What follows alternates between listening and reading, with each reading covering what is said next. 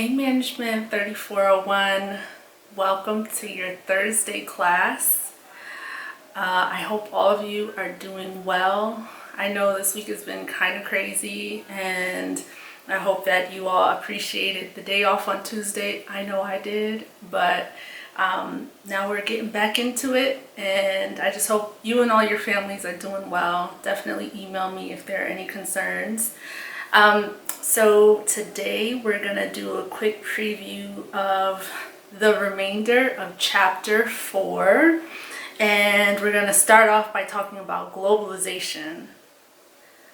So globalization is really two things. It is probably the first thing that comes to your minds, which is the fact that we as different countries across the globe trade with each other. And then the second definition is that we're actually becoming more similar. So these different countries all across the earth, because we are being exposed to similar things and we're engaging in similar activities, we're becoming more similar as we continue to globalize. And so it's really interesting to see how something like social media, for instance, and how, you have people from Southeast Asia to Canada all looking at the same things, maybe watching the same shows on Netflix. You can sort of see how this can be possibly happening, how millennials and Generation Z are becoming more similar regardless of where we live. So in the PowerPoint, you're going to learn about something called the free trade doctrine. And so that's just this theory that if the various countries all focus on the thing that they are best suited to produce, then globally we will all run more efficiently and our global economy would benefit from that. So something you all are probably familiar with, the term tariffs. So this is also something that impacts globalization, global economic growth. And so tariffs are essentially a tax placed on imported or exported items across countries. And higher tariffs actually depress demand. So if there are higher tariffs associated with trading with a given country, then we're probably gonna back off from trading with that country because it's expensive, right? But when countries start to implement higher tariffs, that's actually associated with global recession. And then in the PowerPoint, there's also a conversation on values and norms. And sometimes, to some extent, values and norms vary across the different countries.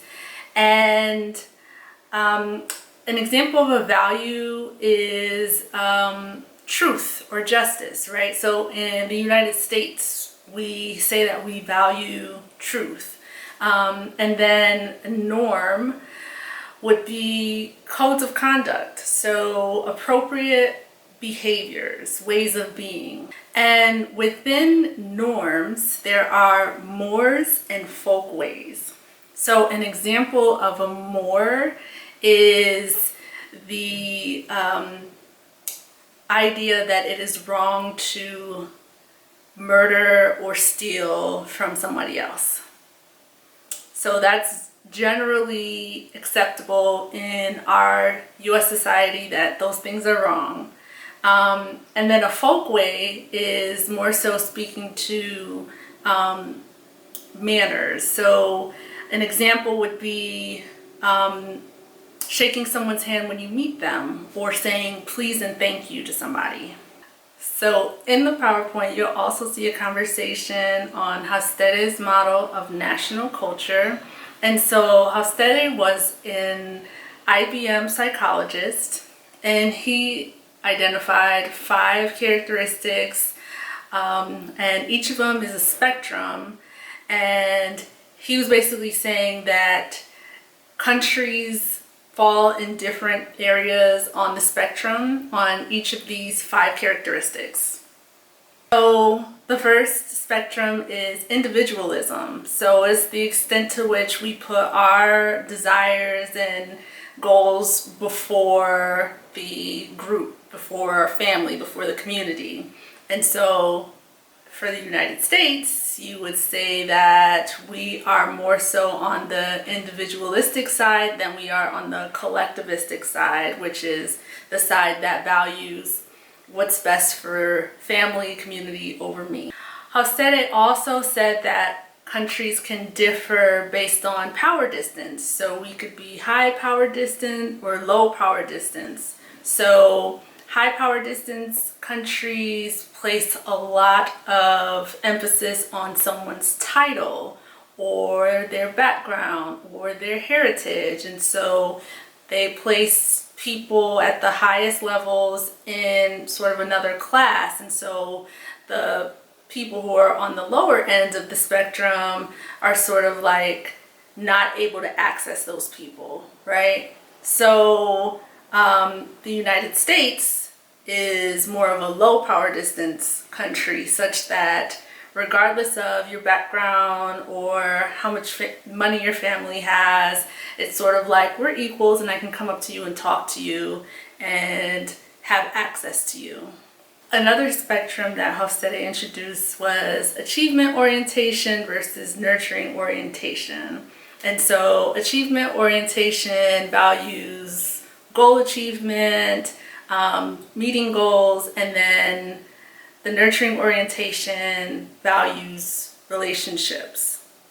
And so the United States falls more so on the achievement orientation side. Hofstede also said that countries differ based on their level of uncertainty avoidance. So it's basically a measure of how comfortable a country is generally when it comes to risk or accepting differences, allowing people to have different beliefs, allowing for and accepting diversity. So the United States is low on uncertainty avoidance. And then finally, Hofstede introduced the spectrum of long-term orientation versus short-term orientation. So long-term orientation is more so the mindset of I will put my personal desires or my wants aside in order to achieve this longer term goal. So I'm focused on long term and I'm willing to inconvenience myself in the short term for what's best in the long term. And where do you think the United States falls on this spectrum?